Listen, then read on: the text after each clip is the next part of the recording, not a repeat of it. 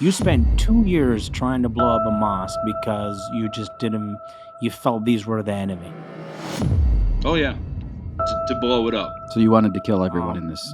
Richard McKinney went from being a far radical to wanting to kill Muslims to being one himself. That's hatred. That's what hatred really is. Yeah. You know, when you're willing to take the life of someone that you actually like just because they represent something.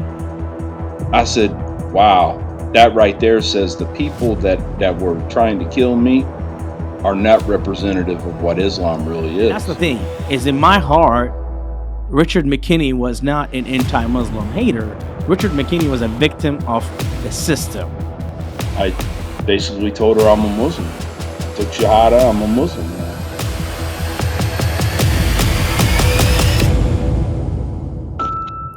Ladies and gentlemen, welcome to the Black Side Show. Today's episode is a very interesting episode. We have a guest that is a special guest, is a former Marine, goes by the name as Richard McKinney, has a story that actually is making it to the Tribeca Film Festival. With the movie name is a documentary. It's called Stranger at the Gate. Richard McKinney went from being a far radical to wanting to kill Muslims to being one himself, and has a crazy story full of forgiveness, fear, hate, love, everything. And we are excited about having him here today with us in our podcast. And we want to go through his story from the beginning all the way down to the end. Richard, thank you so much for being with us today. Thanks for having me. I appreciate being here. Anytime. So let's go through your story. You were in the Marine Corps. You were in the Army for 8 years. You participated in combat. What was it like coming out of war and being charged up with all that hate that you had back in the day? What was that experience like? To be honest, it was hard. It was hard because there, as we have the and when we're serving, and especially if we're in a combat zone, we have things that keep us going. But then when you become a civilian again, you don't have any of that. Your skills don't necessarily, switch over to the civilian side, and you're kind of left figuring yourself out. Mm-hmm. It's an empty feeling. So Richard, I've heard some other interviews that you've given, and you described yourself as being full of hatred for Muslims. Do you feel like that's because you had to dehumanize the enemy in order to do what you had to do?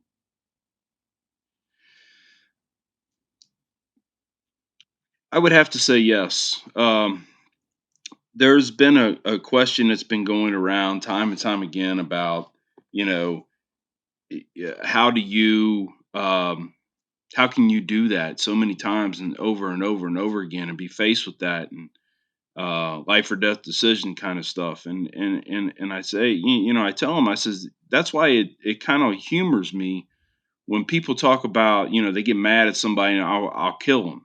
No, you won't, because you can't. It takes a special something that is part of the military process that gets you to flip that switch where the normal Joe on the street can't do it. Right. It's not that he's weak or anything. It's just we're human beings. We're not made that way.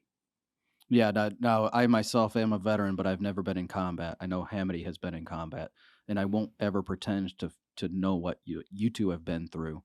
And he's a spot on with that killer instincts. It's like, really, once you become a killer, what makes you think going back to normal is easy? I'm sure it's like it's a incredible. button that you turn on that the button that someone turns on that you don't know how to turn off. It's not that easy. And he's spot on. He's spot on with that. Is you are brought on a skill set is how to eliminate an enemy. I mean, look, I worked in the intelligence sector. Locate and get rid of an enemy. Yeah. And that's what we do. And I spent 5 years of my life fighting to kill people. You come out of that, what do you do? Right. And I do believe during my time in combat, it was not the most difficult time of my life. It's during the time that I left combat these are the most difficult So you times of feel my like life. transitioning back to civilian Absolutely. life Yeah, was harder than actually combat. indeed, Okay. absolutely. That's the real war. That's Okay. why they say, you'll come home and that's the real war starts because truly you make those decisions in combat. You are trained to not think about it. Just do it. Hmm.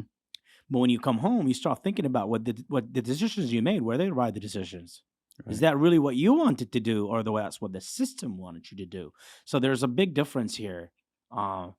and he's spot on. So let's rewind a little bit. Richard, can you tell us a little bit more about your military career? How did it start? Where did you serve, and what type of combat were you involved in? Um, well, I joined the Marine Corps and retired from the Army. Hmm. Um, in the Marine Corps, I was in um, the Just Cause Panama Invasion in '89, Okay. Shield Storm 90, 91, then 92 and 93. I was in Somalia. In Shield and Storm, where were you in And Shield and yeah, Storm? Shield and Storm. I did not go past Kofji. Oh, Kevji, the Kevji is that's the big battle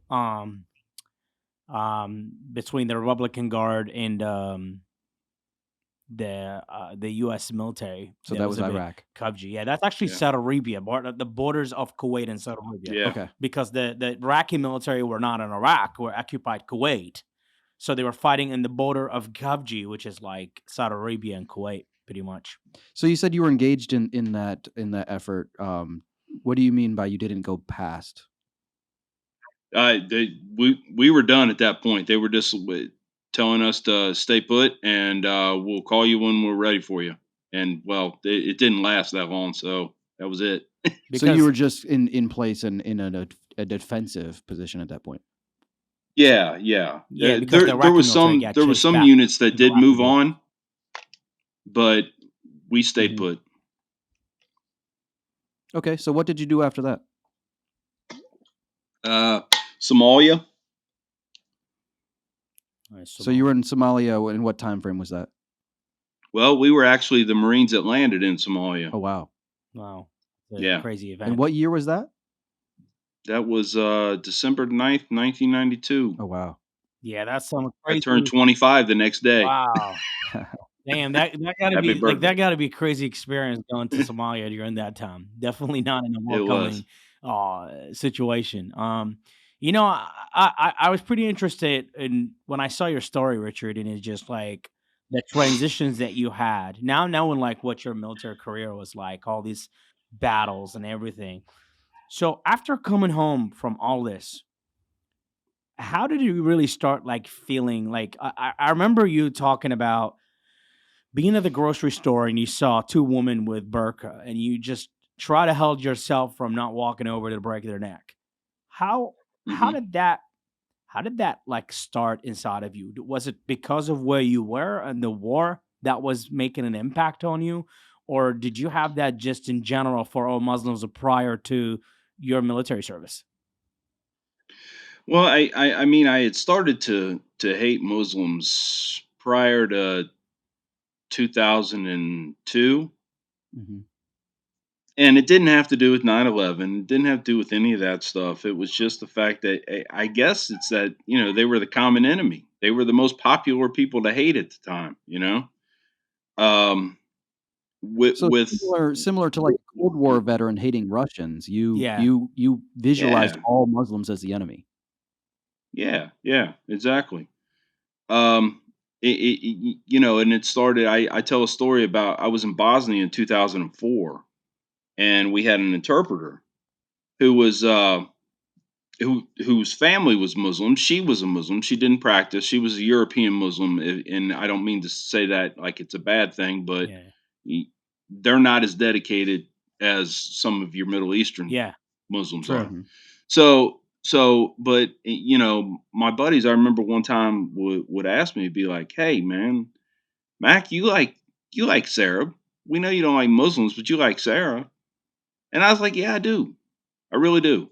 She's good to us, and we're good to her, and we take care of each other, you know." to a point to where we was in a Serbian village in Bosnia, and the police chief came out and was saying very, very hateful things to her. And I could see the look on her face, and she was actually kind of scared. I pulled my pistol out and pointed it at the police chief, and basically told him if he didn't have nothing nice to say to shut up. So, but they asked me about her, and I says, but she's still got to go. They said, "What do you mean?" I said, "Well, if I can, I'll do it myself. She'll go quick, but she's still got to go because she's a Muslim." Mm. And like I just told people in New York, man, I said, that's hatred. That's what hatred really is. Yeah. Yeah. When you're willing to take the life of someone that you actually like So, just because they represent something, yeah. nah. So what year was it when you transitioned out of the service and back to civilian life? It was 2011. Okay. And so you described this hatred of Muslims. Um, do you feel like when you exited the service, you still had an ongoing mission and you kind of like took on this hatred of Muslims and you wanted to fight them here in the US because you didn't have a service obligation anymore? Yeah, it's like you hear people say, well, the uh, the military's done with me, but I'm not done with the country, Mhm. right? I became a hardcore nationalist, not a white nationalist or anything. I didn't care what color you were as long as you were an American. Right. But if you weren't, I had two questions for you: why are you here, and when are you leaving? For lack of a better example, the flag was my cross, man. Mhm. I mean, I worshipped this country. Yeah, I feel like a Um, lot of veterans have that same quandary where they get out of the service and they still feel duty bound. They still feel like they need to serve, so they find their place, and some of them replace it with politics or, Yeah. maybe even, volunteering for charities or something like that, but they feel like they need to find that next thing of service. So Yeah. I I feel like you kind of replaced that with, "Okay, I'm here in the US now, and, I wanna fight Muslims here in the US." yes, yeah, that's it. So you were in, where were you physically located? There was an Islam center that you felt like that you needed to take care of? Well, so I had been reconning this for quite some time. This whole plan developed over the course of 2 years. Wow. I wasn't in a hurry. Mhm. I had this planned out. That's why I said I have no doubts I would end up in federal prison with a needle in my arm because this was very premeditated. And where was this? But this was in Indiana, Okay. in a town called Muncie.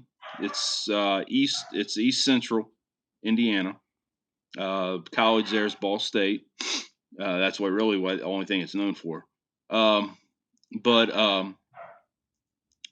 there was I knew that these Muslims they had this center, but when I went to go recon it, it was actually a house in a neighborhood. And so I kind of backed off my plan because at that time, I didn't want to injure or hurt all of these civilians, these What Americans, was your plan? to blow it up. So you wanted to kill everyone in this So you Islam Oh center. yeah. so you spent 2 years basically. You spent 2 hmm years trying to blow up a mosque because you just didn't you felt these were the enemy. Oh yeah. Yeah. Then they moved, and they actually got a building all to themselves, kind of out of place. It was just really wasn't around too much. There was a few things around there, but I said, well, there's going to be some collateral damage regardless. So I planned it for there because when they moved, it gave me the opportunity again. So Yeah, so it actually became a better target for you. absolutely, And so your plan was to have some type of explosive or IED and take as many Muslims out as you could? yep, Were you gonna die with them, yep. or were you gonna watch and be No, arrested after? I was going to watch. There was a I don't know, probably um, the better part of a 1,000 meters maybe. There was a bank parking lot, and that's where I was going to dial it in at. And here in the United States, there's like Muslims of all different backgrounds. Do you remember like what kind of a Muslim mosque was it? Was it like Middle Easterners, Arabs, any like Afghans? What's the background, or was it a mixed kind of background of Muslims in there? It was very much a Yeah. mix. Population went up and down. Basically, during the school year, because there's a university there, we had a lot more Muslims than we did when um, school was out.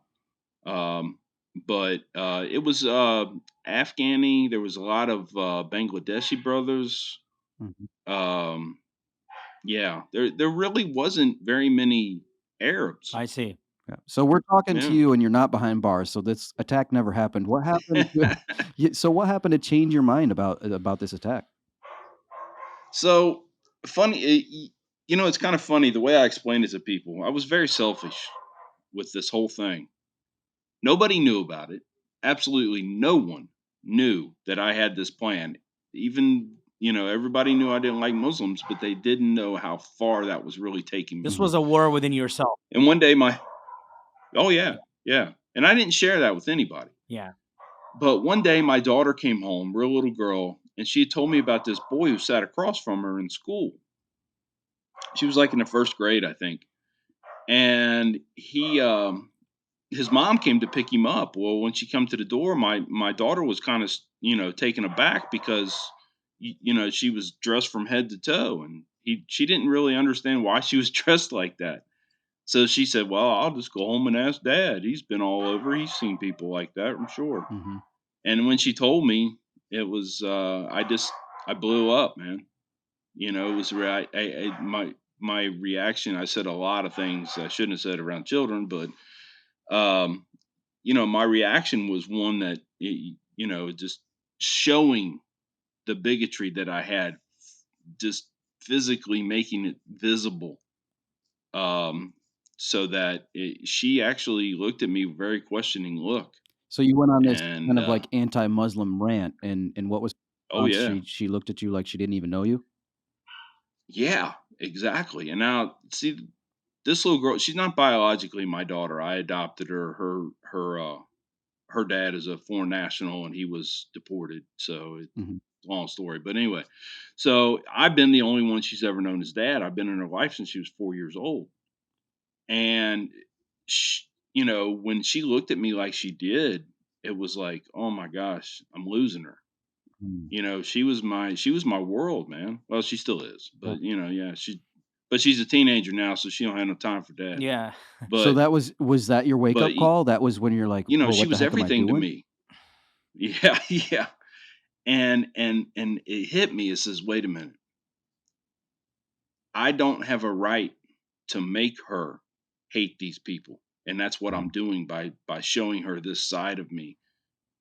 And that's for her to decide. It's really weird because I had this hatred, but I wanted it all for myself, Yeah. you know. And so I said, okay, fine. I'm going to go to that center, to that Islamic center, and I'm going to get the proof I need to legitimize what I'm doing, to validate the whole thing. So you're gonna go to this place, Even talk to these people, and you're gonna prove that to yourself that they are the bad people you think they are.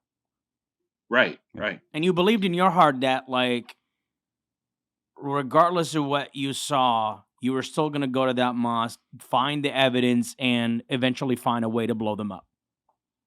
Yes, yes. So what happened when you went there? So, well, man, it was wild. I was shaking. I can't imagine what was like I didn't. your first few feet going into that place. Oh wow. How did Well, that feel?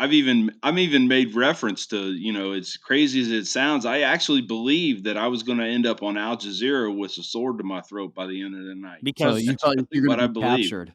because Yeah. Yeah. because he's saying it because he was a victim of a system, Mhm. and Hmm. when you are a victim of that system, is you're gonna find every single reason to feel that your enemy is about to do things to you. The Mhm. thing is Hmm. he was reflecting the mirror of what he saw or sees. to the Mhm. people here. I mean, look, I'm a person that was born and raised in the Middle East. I'm a Muslim, raised Muslim. Mm-hmm. And even though when I came out of this system, out of this war that we're talking about, when I came home here and saw a Muslim, I got scared too. Wow. Even though I'm one, Yeah. I got scared too. So what he's talking about is not just the fact that he really hates Muslims. He believed in his heart he hates Muslims. But what in his heart, it was the system, what he learned Mm. through that system. And unfortunately, like, look, even myself, when I walk into a grocery store and a religious Muslim goes by, right? What is the first thing comes through my mind? I think of the radicals that I fought in Lombard province, Right. even though they could be from extremely different backgrounds, right? Mm-hmm. The guys I fought in Lombard province were mostly Saudis and Iraqis Yeah. of my own. The guy going by me could be a Sufi Muslim, had nothing to do with any of that. Yeah. And it just because that's how the system made you this glasses that you put on, that you only see what you see. And It makes sense. Like, even if you talk to somebody that's like a rape victim, like, yeah, they may now view all men as wanting to rape them. yeah, It's it's true. probably similar, right? Yeah. Yeah, you generalize. You start Yeah. generalizing. You start thinking, having any different ideas, and you start and especially I think you become like a conspiracy theory drunk Mm-hmm. when you come out of this Oh, yeah. system. You are really thinking is what you saw is what you're projecting, and that's literally what it is. But I can't imagine, like, were you scared when you walked into that mosque? Yeah. Yeah, actually I was. 'Cause I was like, So what happened when you walked I in? am the only non-Muslim in this building, and Mm. I don't move as quick as I used to. So I'm like, "Man, You're not as what am fast. I doing?" Yeah, Yeah. So you felt like you were walking into Uh, an enemy embankment almost, right? Like, yeah. uh, here I am right. walking in. What's going to happen? So what happened when you walked in? So I walked in, I was greeted at the door. Guy looked, he was in a shoe room, because we have to take off our shoes. And he looked at me and smiled and he says, "Can I help you?" And I says, "Yeah, I want you to teach me about Islam." Now, see, because I mean, I already knew in my own mind, I knew everything about Islam, Mhm. right?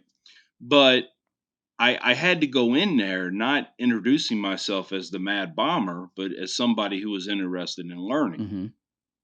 You feel like you were like going And undercover kind so, of thing. yeah, yeah, kind of.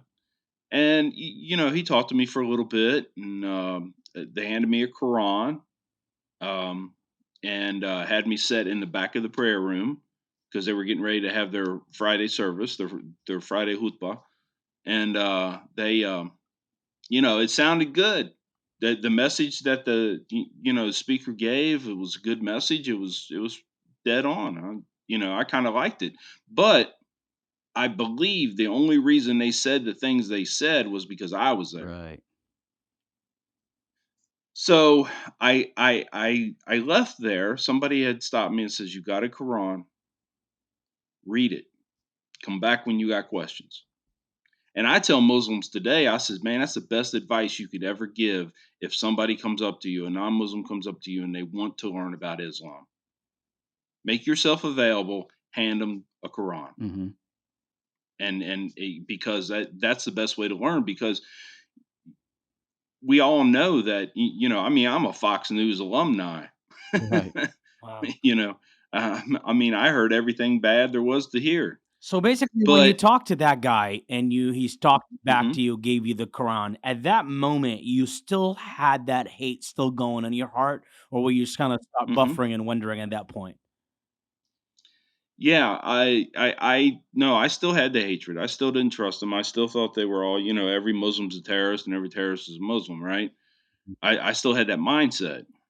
But um, I I did what he asked because that's what I wanted to do anyway. Because I knew the proof. I had the proof in my hands. It was in their book. I Right. knew it was. So I needed to find it and then get down to a root explanation of why does it say that.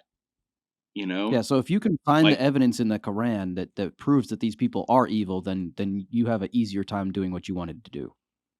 oh yeah, because they're no longer human beings to me. Yeah. So what did you find? Did you find anything to justify your hatred? Well, I thought I did. I thought I did. I come upon verses, like the one a lot of Christian ministers like to harp on, and that's the one where it said that to kill them, kill all the non-believers, right? Kill them all, and it says that. Mhm. But you have to understand what they're talking about. It's no different than some of the passages that are in the Old Testament. So is there It's some you context or got something? Like, that sounds pretty bad Yes, on its face. absolutely. They're talking about the pagans. At the time, Christians were our allies. Mhm. They're talking about the pagans from Mecca, the people that they came from killing and torturing them because they were backing away from their religion, the religion of their fathers, as they say, So right? you have to look at the And context and say, "Oh, these," it's yeah, not saying kill everyone, it's saying kill these people that are killing you.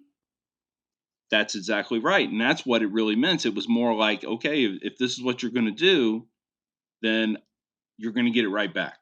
So, And when you're talking about the and that's Quran, where, when you're talking about the Quran, this is one of the hardest things to translate. Mhm. You could oh actually yeah, take any part of the Quran and interpret it the way you want. Yeah. I mean, When when being raised as a Christian, there was plenty of times in the Old Testament yeah, scripture where the Bible told them it was okay to kill people that opposed to them. exactly. And you know what? This is exactly what goes on in Islam. Is just like how when you study European histories, you'll find out a lot of popes through history change the interpretation of the Bible to suit the king so Mhm. they can do whatever they want. Right. hmm You go back to Islam, you got a lot of kings through the history of Islam who were Muslims, but really weren't Muslims. They were Muslims for their own interests. Mhm. And when they yeah, wanted to change things, they got imams who were at the time, which basically is just like the popes, who interpreted the Quran to them in their own way. If you go down to the Quran talks about a specific events that happen at that time. Mhm. It doesn't talk about ISIS now telling them this is what you should do to people. This Right. is two different times, and it's all up to you how you translate it. So this is where the dangerous zones comes in Islam Mhm. is how you really translate it. Right. So you got all these versions of people, right?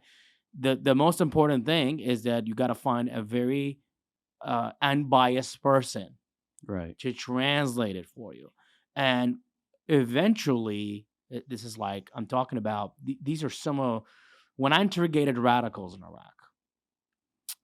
The biggest thing that most of U.S. interrogators had a hard time, especially with the radical ones, with the ones that really most informed. And I found out the most radical ones were actually not so educated in the Quran.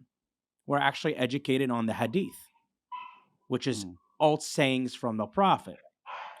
When you go down to that route, you'll find there was an investigation stating that the Prophet died at a certain time, and there were like over 100 something, almost like 1,000 or more other sayings that popped up about the Prophet Muhammad, saying this is what the Prophet has said, Mhm. while the Prophet had been dead extra amount of years. So So how did he make those statements when he has been dead extra amount of years? So that just goes back to show you that the problem with Muslims and the problem with a lot of this uh, things that come out of the religion of Islam is because over the time religion of Islam and the Quran was played around with.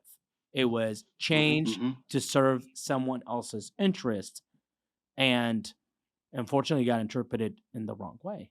so you're saying that the radical Islamists were taking the original Quran out of context and using Mhm. it for their own radical ideology. Exactly. And Okay. if they don't find it, that's when they move in from Quran to what's called the Hadith. Mhm. And the Hadith is basically statements made by the Prophet himself.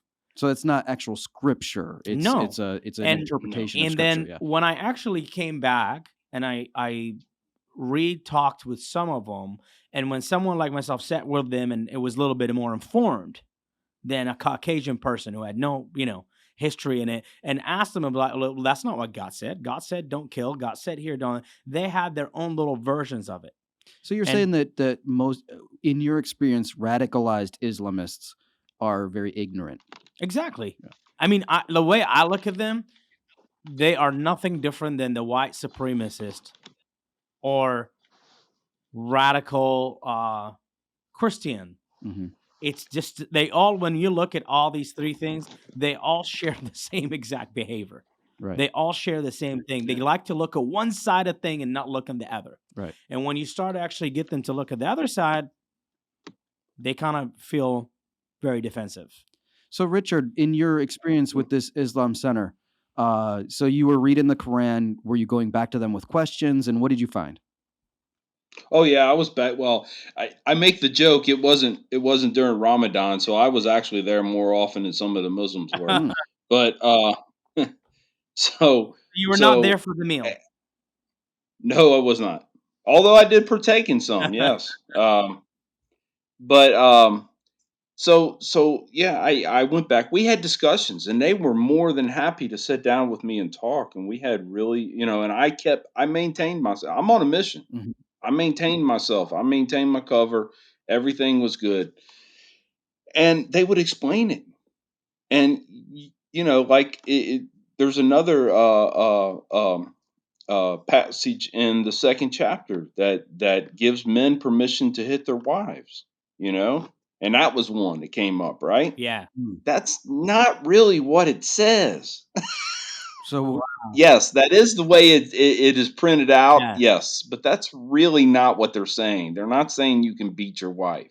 What they're saying is you're not to have any relations with her. That it would never work in America. But it's that's it. You're just supposed to separate so what from you're saying your is that the from the context was if your wife or spouse is found to be in sin, then you don't have relations with her. yes. Well, even disagreements. Okay. Because in Islam it requires So obedience. You have to So obey. so so hearing yeah, what I've heard about your story, you did eventually convert to Islamism. What led to that? yeah. Well, so the beginnings of it, like I said, I'm in this book. I'm in the Quran. Mhm. I'm reading it because I'm looking and I'm looking. But I'm also trying to keep an open mind because I feel that if I don't, I'm gonna miss it. Right. So I come upon this one verse, and this is what started it all off for me. And it's Surah 5, 32nd verse, and it states that if you kill one human being, it's as if you killed all of humanity. But if you save one human being, it's as if you saved all of humanity. And I was like, whoa, that hit me. Yeah, it's pretty deep. That was kind of heavy, man. And I was like, whoa, hold on a second. Now, this is their book, and they're supposed to live their life, as best they can according to this book. And it says this.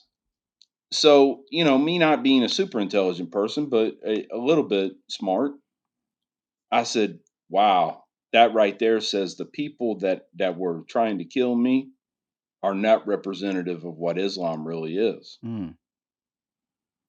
So that's where I started. That statement in the Quran gave you the exact difference between a radical and a Muslim. Yeah. Right Yeah. there. Yeah.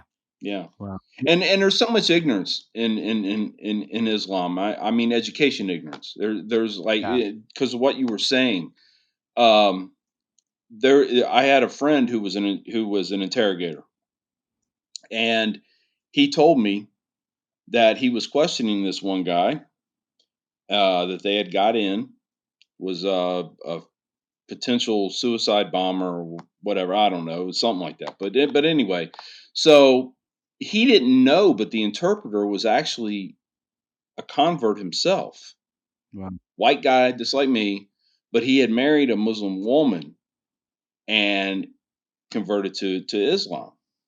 So, but he was trying to. He had a copy of the English Quran and a copy of Quran in Arabic because he was trying to learn to read it in Arabic. Mhm. And he would carry that around with him in his little bag all day long, right? Well, this guy comes up and he said, my purpose in life is to kill the infidel.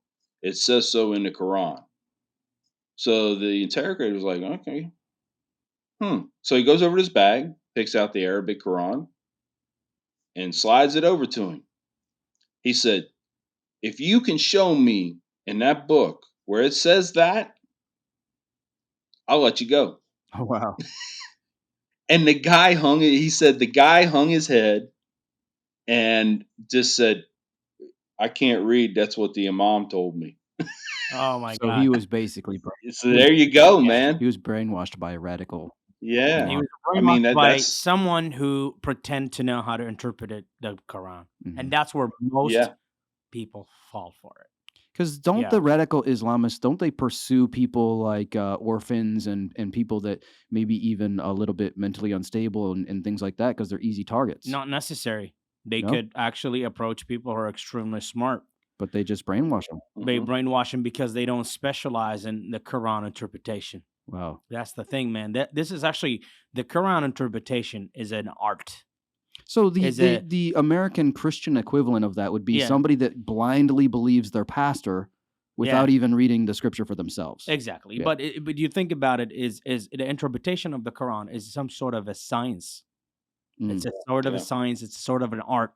So You have these to people, master. the imam tells them that they're the only ones that can interpret it, and they should just believe whatever they say. Yeah, right? absolutely. I mean, Yeah. anybody that Mhm. has the education to interpret this for themselves would not be end in listening to anybody. Yeah. They will be a scholar themselves. They will know exactly what things Sure. mean because they have spent enough time and truly to interpret a whole Quran and be able to explain what the words of God's are. Mhm. You have to had a long years of education behind you to do that. Right. When you come to look into most of the terrorists that popped out in the world, most famous terrorists that ever popped out in the world, what you got to look back into is what was their religious background education.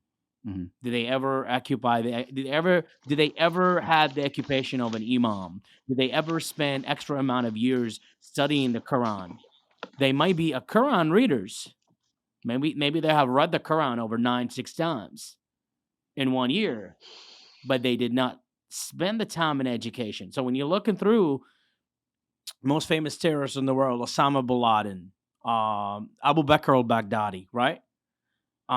When you look through these individuals, what you will have to look into through what was their religious background, where Mhm. did they study, who were they brought up under, and did they really have the education, Islamic education? If you look through deep inside, you are dealing with people who are more of a military leaders, Right. military commanders versus they are Muslim scholars.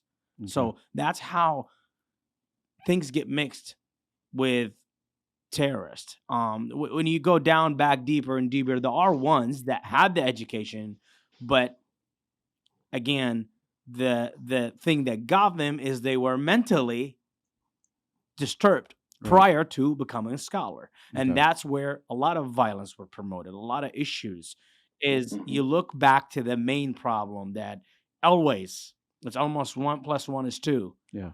Always you're going to find the reason behind that action was not due to the religion. It was Right. actually to do with something happened in their life or an event, a traumatic event that got them to be that way. You're talking about the most radical Islamic terrorist of all time, who was once in Egypt, who was an extremely radical communist before he became Right. a Muslim scholar. And he Wow. went on a rage trying to kill the president, trying to kill everybody in his own country. It's because it really has nothing to do with Islam. Mhm. And unfortunately, as Richard mentioned, that there is a lack of education. A Sure. very big, massive lack of education, especially in the United States, that people don't know. People associate Muslims with 9/11. Mhm. People associate Muslims with every bad character they watched in the movie. If you look at the movies and what Hollywood makes out of Muslims, is we're not the good guys. Right. Before us, the Asian guys were the bad guys. Yeah. During that Yeah. Vietnam era, during the Oh, yeah. World War II, the Asian guys were the bad guys in the movies for a very, very long Yep. time. And after that, it was the Russians. And after that was the yeah. Russians, and guess Now what? it's the Muslims. We took over, and nobody ever was able to just strip us out of that title. Yeah. We been the bad guys for a long time. Look at Yeah. all the movies that were made, right? I'm sure And probably after this, it'll be maybe the Chinese. Now they're the bad guys. I mean, at a certain point Yeah. that we need to get a Yeah. break, right? Yeah. Because this has been going on since 9/11, Yeah. and the truth is, to the bottom line out of it, the same people, the same exact people. I mean, I worked in Hollywood, Mhm. Richard. I consulted in some movies. I have done some things, and I noticed something in common with this: that the same people who sympathize with us outside of social media, the same people who says, don't discriminate against Muslims, are the same exact people that go right in that script and make me look bad. Exactly. Same exact person. Yeah. And I'm serious. And I found that interesting. I was like, wow, Mhm. if I was discriminated against, these people would stand on my side. But when it comes to writing a script, they Yeah. made me look like the bad guy. They didn't invest in the good guy story. They invested in the bad guy Yeah, story. it's kind of a And opportunism. and it truly, there's a lot of stories that are hitting. You know how many Muslims served in the United States Armed Forces? I'm not talking about my Jeez, story. yeah. Do you know how many Muslims actually did heroic, crazy shit Mhm. and died in Iraq protecting other Americans? But their stories were Mhm. not brought to the public. I'll Mhm. tell you why. Were not brought to the public because it did not interest HarperCollins and Fox News. Yeah. It Yep. was not the story they were looking for. And I'll give you more in depth into that. This is a whole entire system in this country that exists. And when you hear it from actual Muslims, it exists. Mhm. It's in there. And that's why their stories were not presented. There was a Pakistani captain that died in Iraq that actually faced a car bomb, him and a car bomber, until he died. Mm. He basically attacked the car bomber to blow him up so he can save his So his he company. sacrificed himself. And he died. Yeah. He's from Wow. Pakistan. That's incredible. And his family was from Pakistan. He was a Muslim. Wow. But you didn't see much of his story. No. You've seen all the other guys' story. Right. Again, Mhm. because it did not interest Fox Didn't News fit the narrative. Yeah. and the publisher that's owned by Fox News. Because a lot of these books comes out of the publishing house, and the publishing house is owned by Fox News. And that's the deal. That's exactly what's going on, is that we never told the good stories. We told Right. the bad stories about Muslims. So how do I expect the neighbors and everybody else's kids to know that, hey man, this is not how it is? Mhm. So truly, I don't know what you think of that, Richard, but I'd love to hear, like, what do you feel about all this Hollywood movies, all the recent movies that came up, big time box office movies, but unfortunately they are telling the same stories. Well, yeah, and of course, now I don't like it. I remember at a time when I almost saw them as documentaries more than entertainment. But Mhm. um, I don't like it.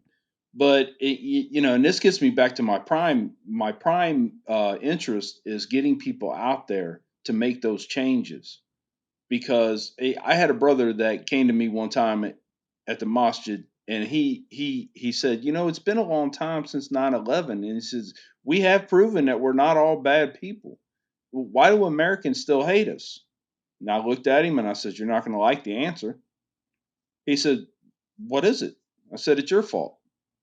He backed away. He's like, I didn't do nothing. I said, exactly, you didn't do nothing.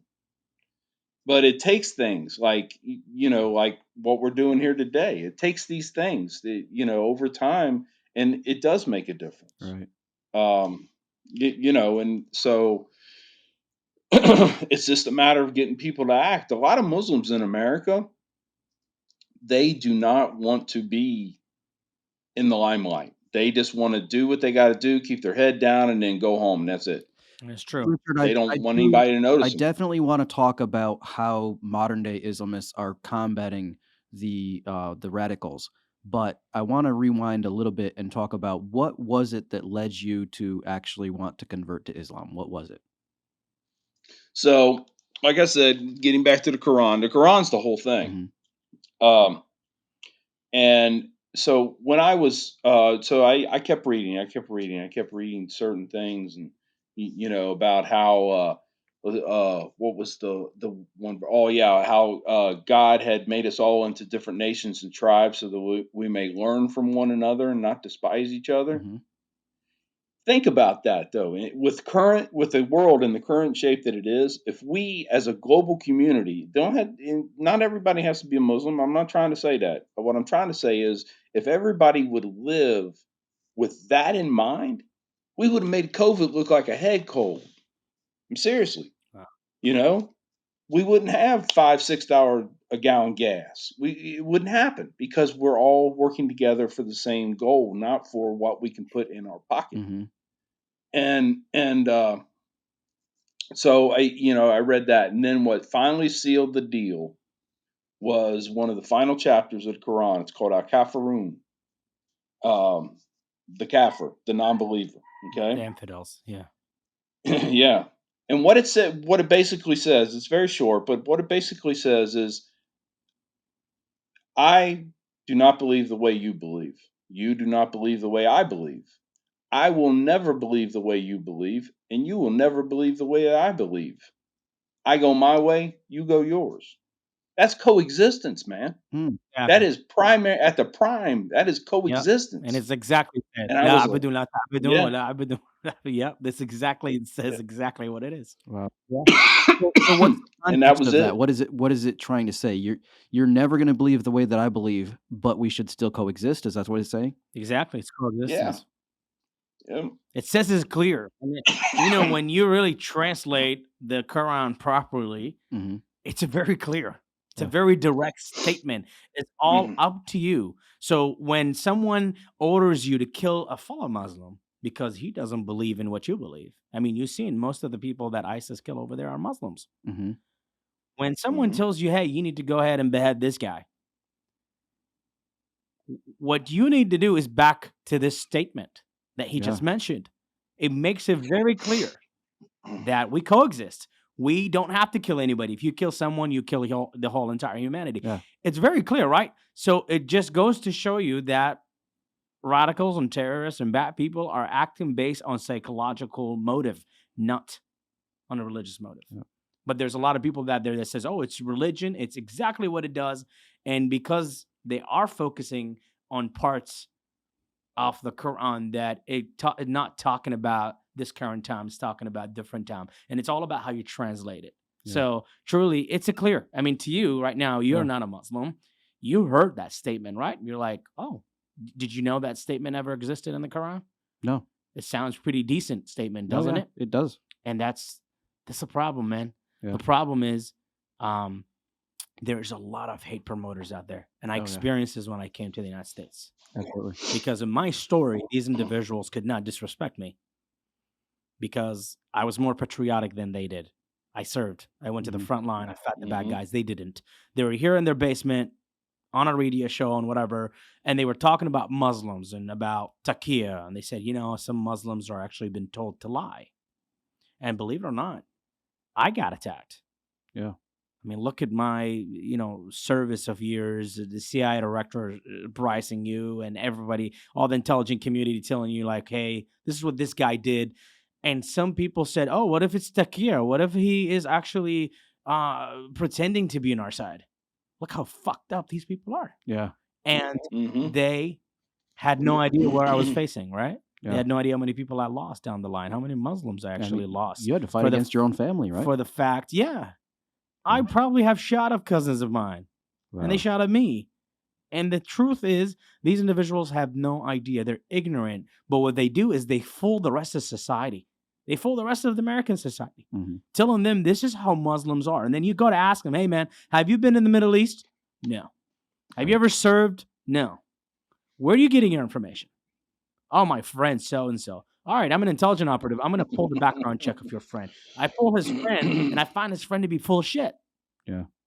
And I said, your friend never been in the Middle East. You're never been in the Middle East. You never had a Muslim friend. He never had a Muslim friend. So I would like to know where you're getting your resources. Mhm. Nowhere. I think at the end of the day, really, people just believe what they want to believe to Yes, because justify they like whatever. to Yeah. believe it. Yeah. They like to believe Mhm. it. It's different between you actually searching for the truth. And that's the thing, is in my heart, Richard McKinney was not an anti-Muslim hater. Richard McKinney was a victim of the system. Mhm. If he was a hater, he would not have changed his mind. Right. The problem we're facing right Right. now, Well, that's true. that a lot of these haters have a hard time changing their mind. Even if they see the truth, they will not look at it. Right. And that's the problem you're facing right now. This is a very dangerous stage for the United States right now with the hate and this white supremacy and people. It's 99% out of 100. Mhm. These people are motivated by somebody. Somebody is charging these people and motivating them to do so and so. Mm. And that's exactly what you're dealing with. Yeah, and those people have an agenda. It's not agenda. It's these people are inspired by people who they thought isn't educators, but they're not educators. Mhm. I have met some individual who had a very terrible, and that's the beauty. You know how I pull back people background checks, right? Sure. You have asked me to do it. Yes. You've seen me. And that's the interesting part for me is when I pull actually someone background check and I get to see their life, right? I get to see the real them, Yeah. not this persona of who they really show me they are. Right. I get to see the real them. Here they really are, what they have done in their life. And most of these individuals that I find have something in common is that they are being inspired by people who pretend to be educators, not realizing their source, where they learned from, is not educated. Right. So you're talking about is it just a chaos of non-educating people educating other non-educated people about things. So that's why when I met people here, I was so shocked, man. I was like, what the hell am I facing, right? A lot of people think so bad of Muslims, don't even know there are like different kind of Muslims. There's Sunni, there's Shia, there's Shabak, there's Sufi Muslims, there's to a point, there's a proof of it. A lot of Americans were discriminating against Indian Sikhs who are not Muslims, just for the fact they look Muslim. Exactly. They were discriminated against. So it just goes to show you that I'm a conservative guy, right? I'm all about freedom of speech. I'm all about Second Amendment, whatever. But, I hate it when sometimes social media shadow ban me or something like that. But I thought about it for one day in my life. And I said, you know what? Before I get mad, how many people out there that I do feel that need to be stopped? They're out there spreading false information. Not the ones I'm talking about, PSYOP, like, working for Russia or motivated by a foreign intelligence. No, I'm talking about like really bunch of idiots that are out there spreading information out of nowhere, right? Oh, I found this information in this guy book so-and-so. And then you just go back and there's really no actual source of it. And then you got plenty of these people. I have met myself so many of them that, my name is this and I'm a counterterrorism expert. You must be former FBI agent, former CIA asset. Or, no. What were you? I'm educated via Wikipedia. I was a radio. Oh. And I would just be like, so you were, look, let's be honest, not to get into politics, right? You voted Trump, right? I don't know. Yeah, just say you voted Trump. Let's say right. Okay. Let's say I voted Trump, Okay. and look, Trump has his own bad and good things, right? Right. Did you know Trump actually hired a guy as a counterterrorism expert? Has never ever in his life saw a terrorist. Do you know that guy got walked out of the White House to the gate? Good. Because they told him, hey, he's a radio host. He has never seen a terrorist his whole life. That story is viral. I didn't want to say his name. Wow. That story is viral, brother. Well, real good members for the Trump administration for escorting him out. Oh, but it was like a year. The guy was in the White House as a counterterrorism expert. No joke. Wow. And the guy was nothing. Like, I could not find one thing. So it took courage of some members of the intelligence community to come on and says, look, Dan, this guy has never even worked as a security guard. Oh, my God. So what counterterrorism is he teaching you about? The biggest thing most violent thing he ever done in his life was becoming a radio host in his own country in Europe. Wow. Hey, Richard. And the guy still introduced himself as a counterterrorism expert and as a radical Islamic expert. The guy has never seen a radical Islamist, never talked to one. He has never been to combat. He has never been to the Middle East. And the guy's still out there. Wow. But he got walked out of the White House. They literally said, oh, we can't. And they're like, dude, you're going to get chewed up if you don't let this guy out right now. This guy got to leave. Wow. And they walked him out. So just when we talk about that, look, if this guy can make it to the White House and sit on a counterterrorism expert who is supposed to specialize in the Middle East, in religion, in Islam, and supposed to advise you how to deal with the Saudis and the Jordanians and the Iraqis, That just goes to show you how many of people out there. Sure. There was one more guy that got caught in Fox News who pretended to be a CIA agent for 25 years. He was in Sean Hannity so many times. Yeah. They found out he's never anything, never been in the Middle East, not a veteran, none of that. Wow. I mean, you're talking about they exist, man, all the way up on TV, all the way down to the White House. It's crazy. How do you? These people are out there. Trust me, more than the real people who's been working as an intelligence operative. That's incredible. They're more out there than we ever been. So, Richard, when you converted to Islam, what did your friends and family, and most importantly, what did your daughter think of it? Well, my daughter thought it was pretty cool because she was young and it was something different, and she just thought it was pretty nice. Everybody was really taken aback because I was married at the time, and I'm like most American husbands. I don't tell my wife anything, Mm-hmm. and they she so she had no idea anything was going on, as far as like she was getting very anxious because I kept going to the masjid. She just didn't understand, and I'm reading the Quran. She doesn't understand. And I come back one Friday and I basically told her I'm a Muslim. I took Shahada. I'm a Muslim now. She was beside herself. She just started getting extremely defensive and saying, "Well, I'm gonna tell you one thing right now." I said, "She goes, if I'm not wearing anything around my head." I was Oh, like, wow. "Well, you're not a Muslim. I don't think that's really much of a question." Was So, she Wow. was she like was she a white Christian American, or what was her background? yeah, yeah, Okay. yeah. She was white Christian. I not. Yeah, I'm going to church every Sunday, or Right. she never, she didn't sit around the house reading the Bible or anything, but she was a Christian. Okay. So Um, she and was okay with staying with you, the fact that you converted to Islam. yes, 4 years later, she converted to Islam, Oh, wow. Wow. but it didn't stick. I see. I think she was searching for something else, and it just wasn't Wasn't that? right. No. So, So, were any of your friends and family like angry with you for converting? oh yeah, my dad, he still doesn't talk to me. Wow. Wow. After all these years. And, we've had a really bad relationship anyway, because I was a teenage runaway involved in drugs and all kinds of things. The military actually saved my life, probably, because I would No either doubt. be dead or in prison. Mhm. That's the road I was going down. So, and back then it wasn't as hard as it is now to get into the So military. probably doing the drugs and getting in trouble did not piss off your dad as much as you're converting to Islam. Well, and I'll tell you a funny story. So I have a stepbrother and a half brother. Yeah. My stepbrother left his wife and started a relationship with an African American woman. Well, okay, whatever. I don't care, right? I mean, I've dated black women. Yeah. It don't bother me, Yeah. okay? But they told me in a way that they were trying to get it out of me that, oh, well, that's horrible. What the heck? Mm. And I tried to tell them, I said, well, it's no big deal, whatever.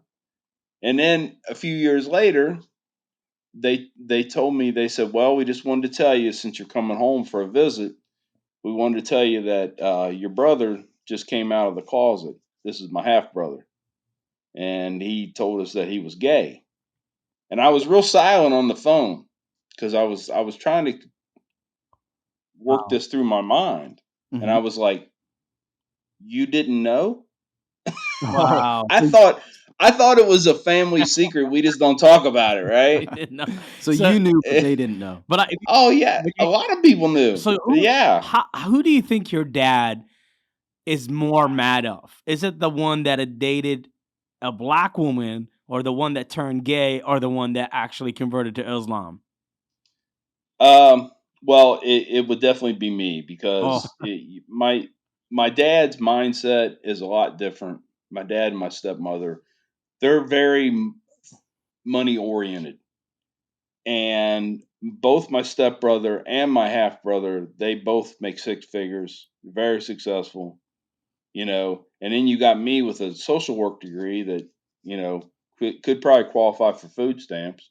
So, Wow. you know, so that's a big strike against me. Yeah. But it was just they just didn't understand. They had actually told me one time, it says, "Son, you're welcome back here anytime you want, but you got to leave that Islam stuff in Indiana." Mm, Wow. I don't even know what that means. I still to that's this day incredible. don't know what that means. Yeah. Wow. So, But so what are you you, doing? you know, What are you doing today? What is your position in the faith in the community of Islam? What do you do? well, as far as the faith is concerned, I'm a believer. Hmm.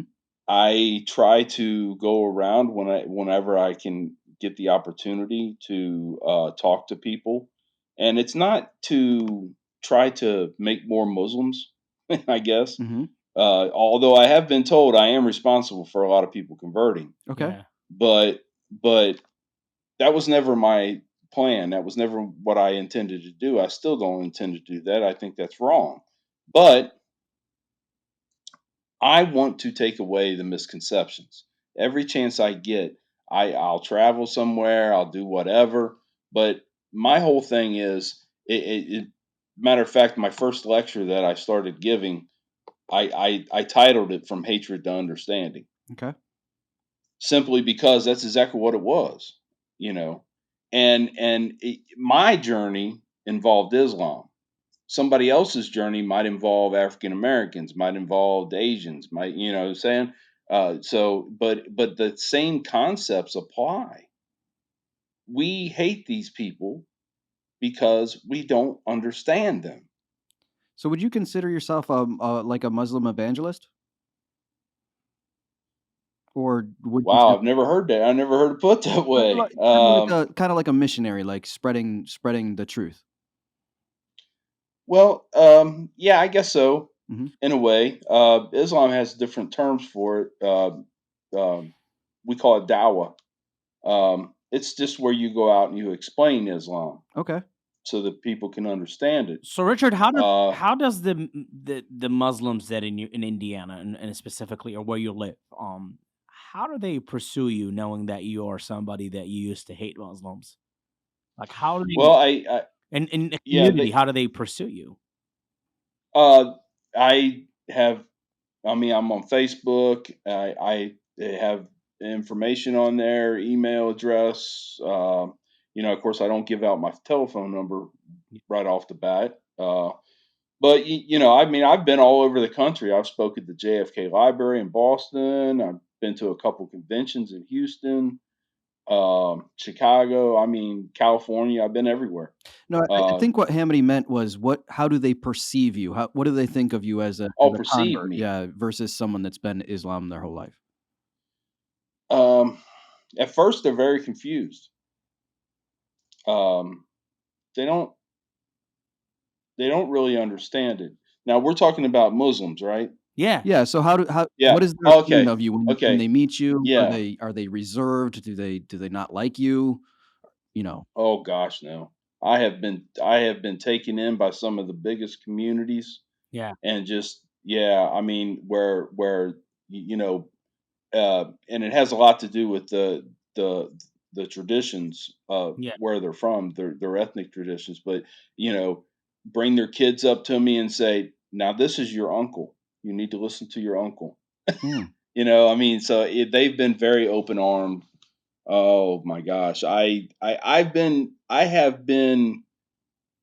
There has been like a couple people who have actually thought bad of me. Okay. Um, and question me. Well, I have tattoos. I can't be a Muslim. I have tattoos. What? Yeah, that's Yeah. against the I faith, haven't right? gotten a tattoo since I became a Muslim, but Okay. Yeah. that's something that's bad. That's Yeah. considered bad in Islam. You don't get tattoos, right? Okay, well. We call them the rule and makers. I'm not gonna. Yeah. Yeah, these are the rule makers that Yeah, comes around and they tell you you can't do this, you can't do that. Yeah. But yeah. really, but So but I mean, I'm a little older now. It'd be kind of tacky for me to start getting tattoos yeah, again. So Do you follow I all mean, of the do you follow all of the rules of Islam as far as the dietary constrictions and all of that too?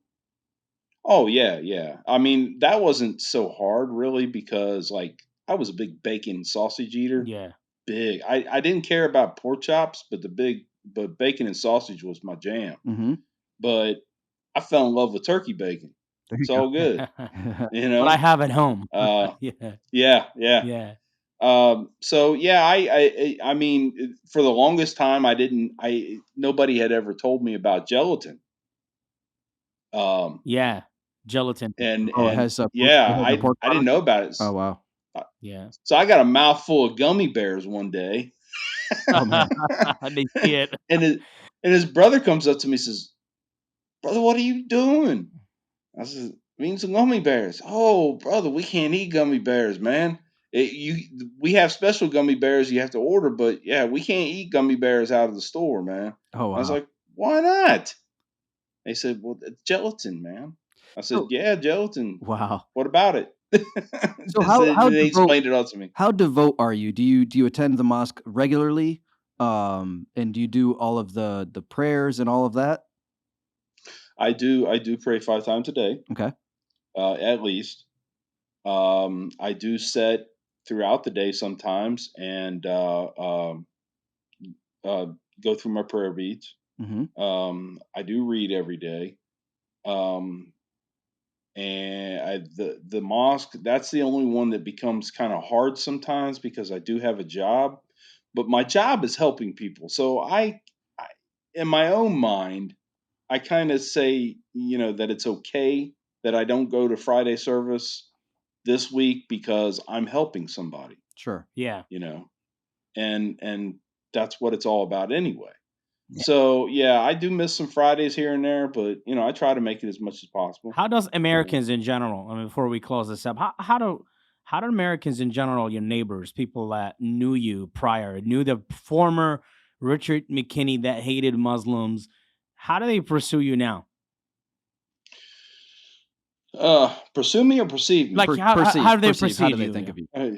Okay, okay. So, well, anybody I called a friend in the military, of course, has wrote me off, Mm, um, which is really okay, because yeah, I can sit back and say, well, they weren't really my friend anyway. But but even on another level, man, it's the fact that because I'm older, and now because I'm a Muslim, the only things that we used to do together was go out and drink and womanize. right. Well, I can't do those anymore. Not not to mention at 54 years old, that's kind of creepy. Right. Okay, so that was no big loss. My family, um, my dad's side of the family, is just they just don't know what to think about me. Mhm. They, well, he lost his mind or something, and now that's one of the truer statements that was ever made. I got a VA psych record to back that up, but Well, surely um, they can't argue with the evidence, and the evidence is that you're now a better person. They can't see the good side of right? No, they don't. They So will not allow they must themselves to be see able to that. perceive that you are a better person now. Well, and I thought it was starting to go in that direction, but I just recently, about a year and a half ago or more, I have a bad time remembering dates, so I couldn't really remember. But I divorced my wife Mhm. that I had been with for quite a while. Well, actually, she divorced me, but that doesn't matter. Right. But we divorced because really, my since I became a Muslim and since this story has come out, my life has taken a totally different direction, Yeah, you're a and different now person. Yeah. yeah. I have this purpose, man. Mhm. That I have to do that it's above everything. And she couldn't stand that. Yeah. She could not stand that. And we just grew apart, and then COVID happened and we were stuck in the house together for a long time, and you know So That's tough. It- Can you tell yeah. me, and I think we're close to wrapping this up, but in closing, can you tell me what are peace-loving Islamists, even here and abroad, what are they doing to combat the radicals? Well, I know of quite a few people because I've been on panels with them before. They're going out there and speaking the truth. I went to the mosque to find proof that they were evil, Mhm. but the whole thing was I left there learning the truth. So that's where the misunderstanding was, Mhm. and there are several out there that are trying to you know overcome that misunderstanding with the rest of society. And it's not that we want everybody to be a Muslim, Mhm. you know. I guess that would make life kind of easy, but then again, maybe not because Yeah. people do get radicalized very easily, especially when it comes to greed and stuff. But So but would you agree that an analogy that Americans can kind of relate with, an analogy would be like the everyday Christian would be like the regular Muslims versus like the Westboro Baptist Church, those are the radicals. Like, would that be a good analogy? Do you remember the say that again. I'm Do you sorry. I'm remember sorry. Say the that again. Westboro Baptist Church? They claim to be Christians, but they're very anti-gay, they're very unaccepting of people that aren't like them. They would be like the extremists, right? The radicals, Hmm. whereas the everyday, like, Christians would be more like your everyday Muslims, right? So you have your radicals. Yeah. You kinda have your radicals in You're every not religion. far. Yeah, you're not Yeah. far. I mean, Yeah. yeah, that's how it is. Yeah. That is. A Christian minister told me one time, and I've said this many times since then.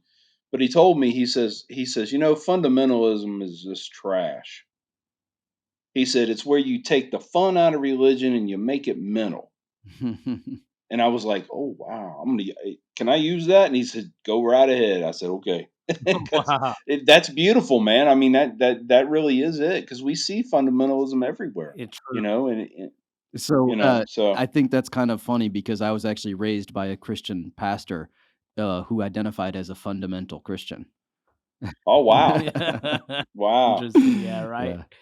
Yeah, I mean it's kind of crazy, man. Like we talk and we see the things that we have in common, and something, something came through my mind is that I wish there was a way that you can get the whole entire nation educated on Mhm. this topic, mhm, so people don't become victims. So, people don't judge you based on what you go, and Yeah. one thing that I'm tired of as someone who is a Muslim American is judgment, man. Like that's one of the worst things you mhm, run to. It's called judgment. Whether you go to your employer, whether you go, there is a lot of people. I don't think in my heart they are racist. I do believe they are misinformed, Yeah, they're and victims of because misinformation. victims of misinformation, Yeah. and they technically commit crimes of discriminations against you indirectly without them knowing because it's what they've been told by right, Mhm. whoever it is. I like to hold the person mhm, that told them accountable, but I don't think I would want to hold them because there's so many of them out there, and there's no education in this topic. I mean, Right. you're talking about this education is not only for Christian Americans and non-Muslim.